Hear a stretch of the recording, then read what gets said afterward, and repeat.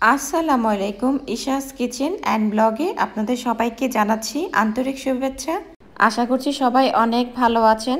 তো সামনে যেহেতু কুরবানি ঈদ আসছে, তাই অনেকেই চিন্তা করতেছেন কুরবানির এবার ঈদে কী কী স্পেশাল আইটেম তৈরি করবেন।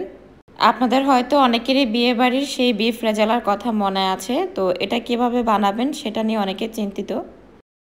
আপনি চাইলে এবারের ঈদে খুব সহজেই এই বিফ রেজালাটা বাসায় রান্না করতে পারবেন। আর রান্না করাও কিন্তু খুবই সহজ। তো আজকে বিফ রেজালা রান্না করার জন্য প্রথমে আমি চুলায় বড় সাইজের একটা পাতিল বসিয়ে এর মধ্যে আমি 1/4 কাপ তেল দিয়ে দিয়েছি।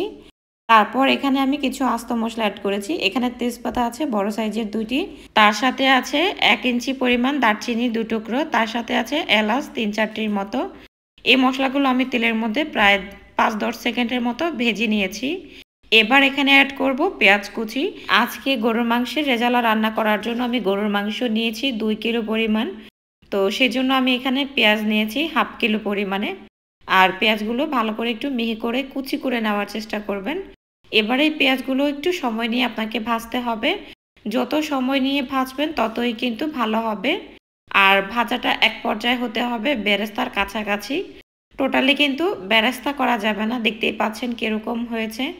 আর মাঝখানে আমি আরও 1/4 কাপ তেল দিয়ে দিয়েছি, কারণ তেলটা আমার কম মনে হয়েছিল। তো আপনারা এখানে প্রথমে 2/4 কাপ তেল দিয়ে দিবেন। তো এবার হচ্ছে আমি মশলা অ্যাড করব। আর দেখতেই পাচ্ছেন পেঁয়াজগুলো কীরকম ভাজা হয়েছে। পেঁয়াজগুলো কিন্তু বেরেস্তাও হয়নি, আবার বেরেস্তার মতো হয়েছে। এরকম করে ভেজে নেবেন, তাহলে কিন্তু মাংসের কালারটা খুব সুন্দর আসবে। এরপর এখানে ঝালের জন্য আমি গুঁড়া মরিচ দিয়েছি 2 টেবিল চামচ। আপনারা চাইলে ঝালের পরিমাণটা আর একটু বাড়িয়ে নিতে পারেন, তবে বিফ রেজালায় কিন্তু ঝালের পরিমাণ বেশি থাকে না, আবার কমও থাকে না, মোটামুটি থাকে। তাই বেশিও দিবেন না, তাহলে কিন্তু খেতে ভালো লাগে না। আর চাইলে কিন্তু আপনি দিতে পারবেন, সেটাও কোনো সমস্যা না, তবে টেস্টটা কিন্তু ভিন্ন আসবে। তারপর এখানে জিরা গুঁড়া দিয়েছি 1 টেবিল চামচ, ধনিয়ার গুঁড়া দিচ্ছি আমি 1/2 টেবিল চামচ, গরম মশলার গুঁড়া দিয়েছি আমি 1 টেবিল চামচ। তারপর এখানে আদা বাটা দিয়েছি আমি 1.5 টেবিল চামচ। তারপর হচ্ছে আমি রসুন বাটা দিয়েছি 1.5 টেবিল চামচ। আদা এবং রসুন বাটা সম পরিমাণে দিবেন। এবার হচ্ছে এই মশলাগুলো আমি ভালো করে ভুনে নেব যতক্ষণ পর্যন্ত না কাঁচা গন্ধটা চলে যাচ্ছে। এখানে হয়তো অনেকেই প্রশ্ন করবেন প্রথমে আমি কেন গুঁড়ামরিচ এবং হলুদের গুঁড়া দিলাম আর পরে কেন মশলাগুলো দিলাম। প্রথমে যদি আপনারা তেলের মধ্যে হলুদ এবং মরিচের গুঁড়াটা দেন, তাহলে কিন্তু রান্নার কালারটা খুব সুন্দর হয়। তাই অবশ্যই চেষ্টা করবেন তেলের মধ্যে আগে হলুদের গুঁড়া এবং মরিচের গুঁড়াটা দেওয়ার জন্য। আশা করি বুঝতে পেরেছেন। তো কথা বলতে বলতে আমি এই ফাঁকে মশলাটা কষিয়ে নিয়েছি। এখন আমি মাংসগুলো দিয়ে দিয়েছি। আর এই মাংসগুলো দেওয়ার পরে আমি ভালো করে মশলার সাথে মিক্স করে নিব। খেয়াল করেছেন কিনা, আমি কিন্তু এখনও মাংসের মধ্যে লবণ দেইনি। যদি প্রথমে আপনারা লবণটা দিয়ে দেন, তাহলে কিন্তু মাংসের মধ্যে লবণ ঢুকে অনেকটা পরিমাণে পানি বের হয়ে আসবে।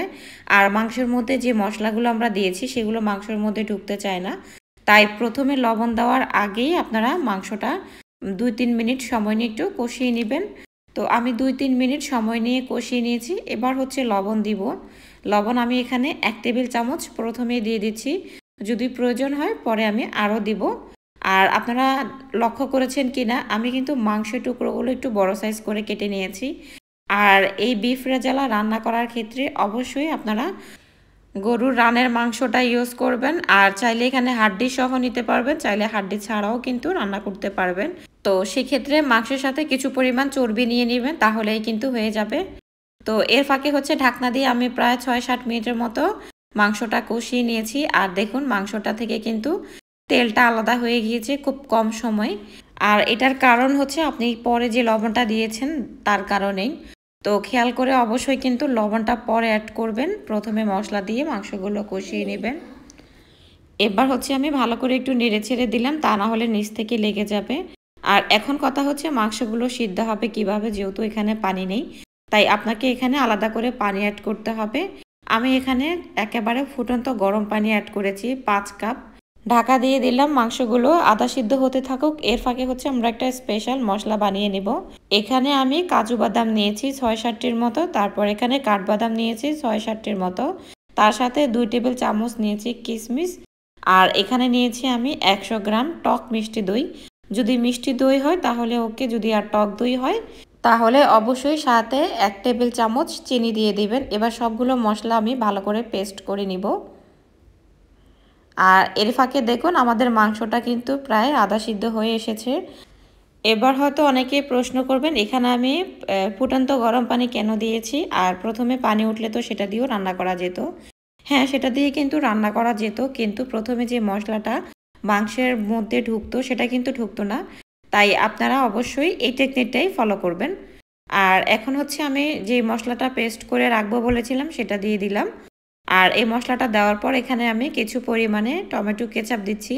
এখানে প্রায় 1 টেবিল চামচের মতো হবে, এর থেকে বেশি দেওয়া যাবে না, তাহলে কিন্তু মিষ্টির পরিমাণটা বেশি হয়ে যাবে। তো এই মাংসটা হচ্ছে আমি প্রায় আরও আধা ঘন্টার মতো সময় নিয়ে কষিয়েছি। আমি ভিডিওটা লং করতে চাচ্ছি না, কারণ হয়তো অনেকেরই বিরক্ত চলে আসবে, তাই একটু কেটে কেটে আপনাদেরকে দেখিয়ে দিলাম। আর মাংসটা কিন্তু প্রায় 90% সিদ্ধ হয়ে গিয়েছে, আর কিছুটা বাকি আছে। তো এবার হচ্ছে আমি লাস্ট পর্যায়ে আরও কিছু মশলা অ্যাড করব। প্রথমে দিয়ে দিচ্ছি 1 চা চামচ জায়ফল এবং জয়ত্রীর গুঁড়া, আর এই গুঁড়োটা কিন্তু জায়ফল এবং জয়ত্রীর সম পরিমাণে আছে। তারপর এখানে দেব কিছু পরিমাণে আলু বোখারা। আলু বোখারা দিলে কিন্তু শাহি শাহি একটা ফ্লেভার আসবে, তাই অবশ্যই দিবেন। এবার হচ্ছে মাংসটা কিভাবে চেক করবেন সিদ্ধ হয়েছে কিনা, না খেয়ে কিন্তু খুব সহজেই আপনারা মাংসটা বুঝতে পারবেন সিদ্ধ হয়েছে কিনা। তো এর জন্য লাগবে একটা টুথপিক। আমি একটা মাংসের পিস উঠিয়ে নিচ্ছি। তারপর একটা মাংসের পিসে এভাবে টুথপিকটা ঢুকিয়ে দেখলেই বুঝবেন আপনাদের মাংসটা সিদ্ধ হয়েছে কিনা। যদি সিদ্ধ হয় তাহলে ইজি খুব সুন্দরভাবে ঢুকে যাবে, আর যদি না ঢুকে তাহলে বুঝবেন মাংসটা সিদ্ধ হয়নি। তো দেখতে পাচ্ছেন খুব সুন্দরভাবে কিন্তু ঢুকে যাচ্ছে, তার মানে মাংসগুলো সিদ্ধ হয়েছে। আর এছাড়া আপনারা যদি চান তাহলে 2-1 পিস খেয়ে দেখতে পারেন। তো আমার মাংসটা সিদ্ধ হয়েছে আর রান্নাটাও কিন্তু হয়ে গিয়েছে। দেখতে পাচ্ছেন মাংস থেকে কিন্তু তেলটা আলাদা হয়ে গিয়েছে, তার মানে আমাদের মাংস রান্নাটা হয়েছে। আর মাশাআল্লাহ কালারটা দেখুন কত সুন্দর, খুবই সুন্দর লাগছে দেখতে। আমি জানি না ক্যামেরায় আপনারা কতটুকু সুন্দর দেখতে পাচ্ছেন, কিন্তু মাশাআল্লাহ আপনারা যখন ট্রাই করবেন আসলে তখনই বুঝতে পারবেন, খুবই মজার। এবার হচ্ছে ওঠানোর আগে আমি কিছু পরিমাণে দিয়ে দিব এখানে ঘি, আর অবশ্যই ফ্রেশ ঘি দেওয়ার চেষ্টা করবেন। আর এই ঘিটা কিন্তু আমার বাসায় বানানো, এটার রেসিপি কিন্তু অলরেডি আমার চ্যানেলে আপলোড করা আছে, আপনারা চাইলে দেখে নিতে পারেন। তার সাথে যদি হাতের কাছে কেওড়া জল বা গোলাপ জল থাকে তাহলে সেটাও দিয়ে দিবেন। আমার হাতের কাছে ছিল না, আমি কিন্তু পরে দিয়ে তারপর অ্যাডজাস্ট করেছিলাম। তো প্রথমে ছিল না, তাই আমি আপনাদেরকে দেখাতে পারিনি। যদি হাতের কাছে কেওড়া জল বা গোলাপ জল থাকে তাহলে মাস্ট এখানে দিবেন।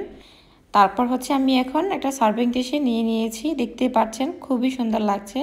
আর খেতেও মাশাআল্লাহ খুবই মজার, একেবারে বিয়েবাড়ির মতো। তো আশা করছি আজকের এই সহজ রেসিপিটা আপনাদের কাছে ভালো লাগবে।